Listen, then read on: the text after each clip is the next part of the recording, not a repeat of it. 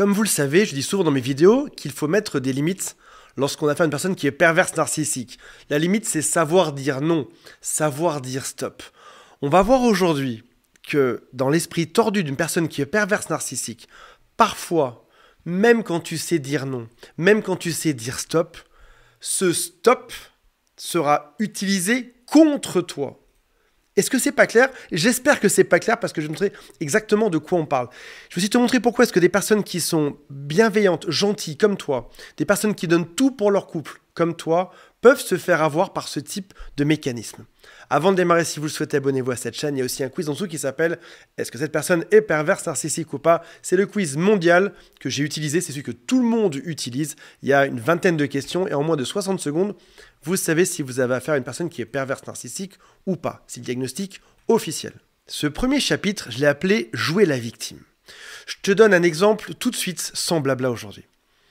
Tu vas dire par exemple, tu vas donner à l'autre une limite qui est claire. Tu vas dire par exemple, je ne veux pas ou je ne peux pas répondre à tes messages après 22 heures, car j'ai eu une grosse journée, car c'est compliqué, car j'ai besoin de me reposer. Et probablement que si tu dis ça, c'est que dans les jours passés, cette personne perverse t'a fatigué, alors que c'est peut-être le moment de l'année où ton travail, où c'est très compliqué. C'est là où il faut que tu donnes tout. Et la veille, il t'a harcelé des SMS jusqu'à 4 heures du matin. L'avant-veille, il t'a fait des crises jusqu'à 5 heures du matin. L'avant-avant-veille, il t'a pas laissé. Il a profité de ta faiblesse pour t'écraser encore plus. Au bout d'un moment, tu te dis, j'ai bien écouté les vidéos, je vais mettre des stops dans ma vie. Tu dis donc, à partir de 22 heures, je ne veux plus de messages. Voici le genre de message que tu auras. Donc, je ne compte pas pour toi si je ne peux plus t'écrire après 22 heures. Je ne peux même pas te parler quand je vais mal. On voit donc que cette personne se victimise. Ou encore, il peut te dire quelque chose comme écoute, je sais que tu m'avais dit qu'après 22 heures, je ne peux plus t'écrire, mais il m'arrive quelque chose de très très grave. Et que vous viviez ensemble ou pas, il y aura chaque jour un prétexte encore plus fou, encore plus dingue que la veille pour te contacter. Désolé, c'est très très grave, mon père est aux urgences. Tu vérifies, son père avait juste mal au crâne. Je suis désolé, c'est super grave, mon chat vient de mourir. En fait, c'est pas le cas du tout. Son chat s'est échappé, il l'a retrouvé un quart d'heure après. Il y aura toujours quelque chose d'extrêmement grave. Tout sera fait pour venir jouer sur tes limites. On pourrait appeler ça danser sur une barrière. Un peu comme un enfant irait tester tes limites en permanence en te demandant quelque chose 50 fois, 100 fois, pour voir à quel moment t'accepterais enfin. Cette personne perverse narcissique va venir te tester 10 fois, 20 fois, 30 fois, 100 fois. Tu poses une limite. Ce n'est pas un stop entendable, c'est un jeu. C'est un jeu qui démarre pour lui. Comment faire craquer l'autre en face? Comment est-ce que je vais pouvoir me débrouiller aujourd'hui? Et il mettra toute sa journée à réfléchir à un plan pour détruire cette limite, pour te montrer que tu ne vaux rien. Exemple 2, tu vas lui dire « Désolé, je ne peux pas te prêter d'argent cette fois-ci. » Sa réponse « Tu sais très bien que je passe par une période qui est très difficile, mais bon, je m'en sortirai tout seul. Merci de me laisser tomber quand c'est très grave pour moi. » Il se victimise. Ça, c'est l'étape 1, bien évidemment. Étape 2, c'est revenir. Il faut que tu lui donnes de l'argent. C'est un jeu pour lui que de prendre ton argent. Il va mettre toute sa ressource mentale, tout son cerveau pendant des heures et des heures.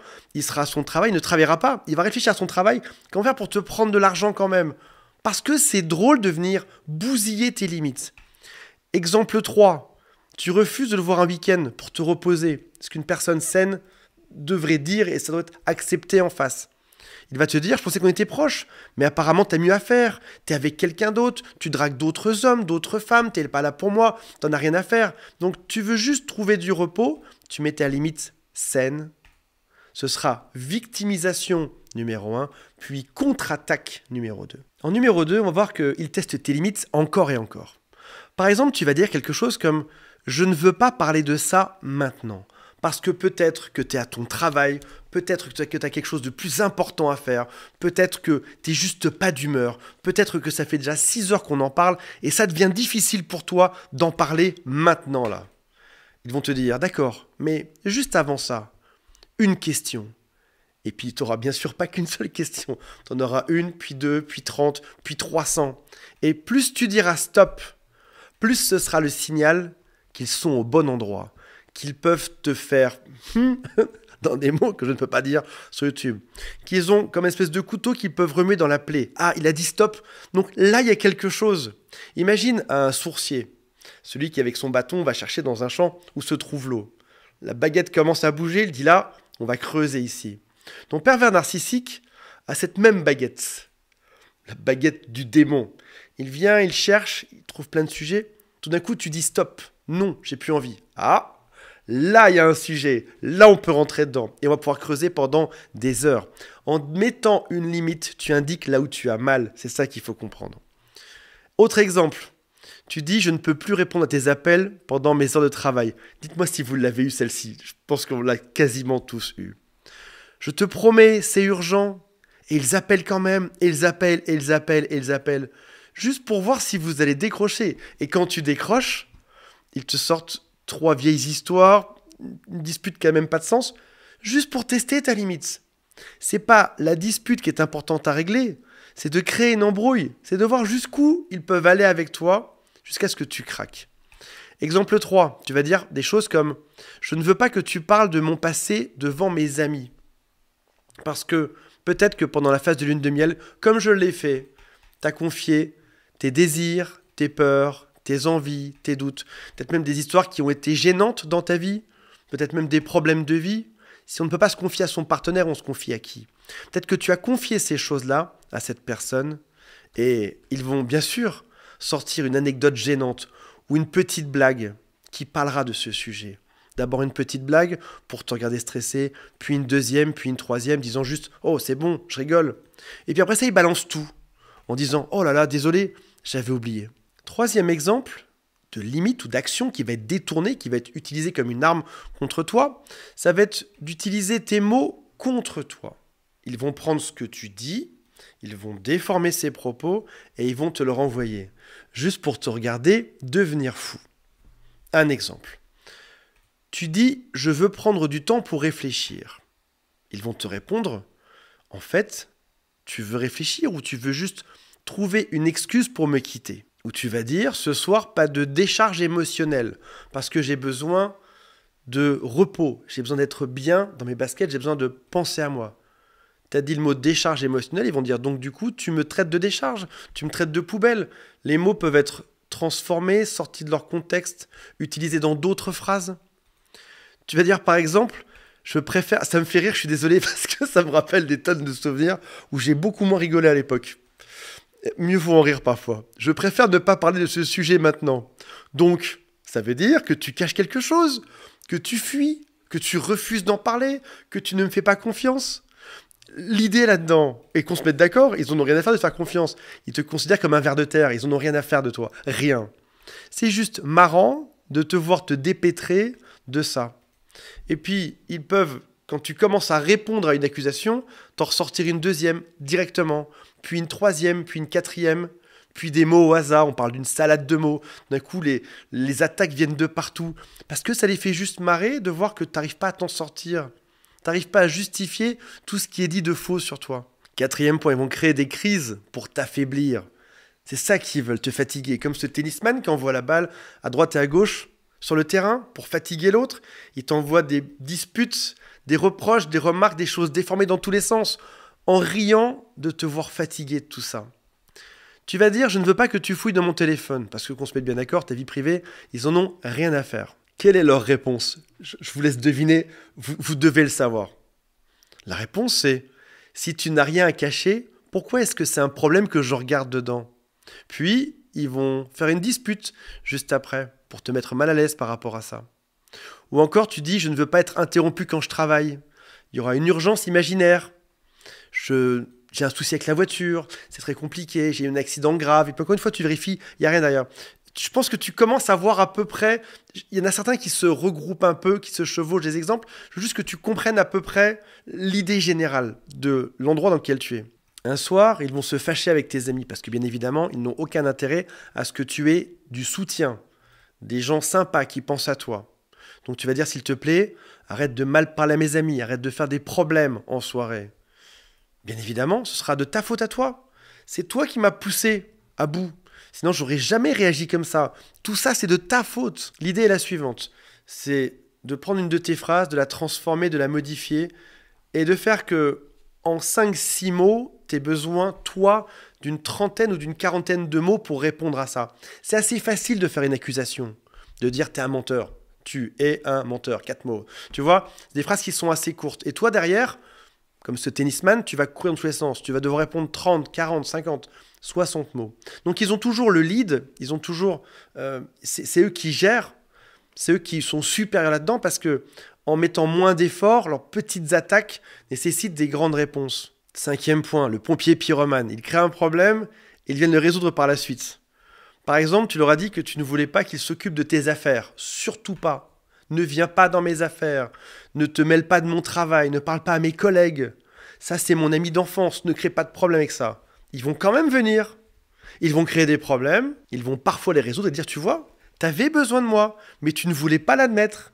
Tu ne voulais pas que je vienne, mais je t'ai aidé là-dedans. Je t'ai aidé avec tes amis, avec ton travail, avec ta santé, avec ta famille. Je t'ai aidé. Sauf que c'est eux qui ont créé le souci. Et comme dans chaque dispute, si on remonte assez loin, on ne saura jamais qui a réellement démarré. C'est ça qu'ils font. Exemple suivant. Tu veux prendre des décisions seul dans un projet. Ils s'en mêlent. Tu devrais me remercier. Sans moi, tu n'y serais jamais arrivé. Ils vont aussi, et ça c'est grave parce que c'est ta source de soutien, ils vont manipuler ton entourage contre toi. Tes meilleurs amis, tes amis d'enfance, tes copains, tes relations, ceux que tu fréquentes de temps en temps. Ils vont semer le doute. En disant non, en disant stop, tu leur dis exactement ce qu'ils doivent faire. Ne parle pas de ça à mes amis. Qu'est-ce qu'ils vont faire? Devine. Bien sûr qu'ils vont en parler 3 secondes après. Tu vas dire par exemple, je ne veux pas que tu me critiques devant mes amis. Ça me gêne que tu me rabaisses dans mes amis, que tu m'insultes dans mes amis. Qu'est-ce qu'ils vont faire le soir même devant tes amis? Ils vont le faire. Peut-être même qu'ils vont les voir secrètement tes amis et dire, voilà, je ne comprends pas. Il me dit que je n'ai pas le droit de tout vous dire. Il me dit que je dois vous faire des secrets, que je ne peux pas être qui je suis devant vous. Et bien sûr que tes amis finissent par douter, savoir qui a raison. Les 2 personnes s'accusent de la même chose en face. Tes infos personnelles sont bien évidemment racontées aux autres. Il va dire par exemple à tes meilleurs amis, je ne voulais pas te le dire, mais voilà, il a un grave souci. Il est alcoolique. En fait, tu avais juste bu une bière il y a 3 semaines. Ça devient un grave souci. Voilà, écoute, il est dans une mauvaise passe en ce moment, il est alcoolique. Ou encore, parce que ça va mal, tu prends des antidépresseurs. Bien sûr qu'ils vont le dire à tous tes amis. Eh oui, il est addict aux antidépresseurs. C'est très compliqué pour lui. Il n'arrive pas à s'en sortir. Dans une très mauvaise passe. En fait, l'idée, c'est toujours une forme d'exagération de ce qui se passe. Tes petites phrases deviendront des grandes phrases. Tes petits échecs, tes petits problèmes deviendront des grands problèmes. L'art du mensonge, c'est de mettre toujours un petit peu de vérité et d'en rajouter beaucoup qui est faux dessus.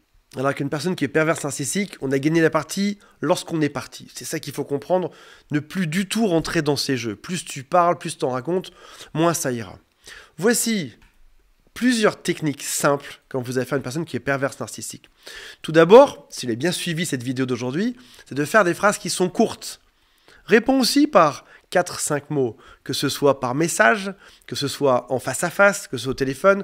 Réponds par juste quelques mots. Ne lui donne pas la chance d'en savoir plus sur toi. Reste dans le flou. Dis des généralités qui sont très superficielles. Utilise des phrases toutes faites. Par exemple, quand on aime, on ne compte pas. T'en vas à la cruche à l'eau, qu'elle se casse. Un tien vaut mieux que 2, tu l'auras. Utilise juste des dictons populaires. Ne lui donne rien à rogner, rien à ronger. Il ne doit plus rien savoir sur toi. Tu peux aussi mettre des « on » de la généralité. Oui, c'est vrai que on pourrait le croire quand on ne connaît pas la situation. Fais de l'humour dès que tu peux. L'humour, ça désamorce un problème. Souriez, surtout en fin de phrase, si le contexte le permet. Fais de l'autodérision. Eh oui, comme j'ai quelques kilos de trop, si je plonge, je vais faire déborder la piscine. Et reste poli. Tu restes superficiel, souriant et poli. Il n'aura plus aucune arme contre toi. Sur un mur d'escalade, il n'aurait plus aucune prise pour monter. Il est coincé. Si tu as compris ça, tu sais exactement comment faire pour mettre à terre une personne qui est perverse narcissique. Voilà mes amis. J'espère que ça vous a intéressé. Je rappelle qu'il y a 2 liens en dessous. Le premier, c'est un quiz qui s'appelle « Cette personne est perverse narcissique ou pas ?» Le deuxième, c'est un lien pour m'appeler. C'est juste sous la vidéo. Salut à tous, bye.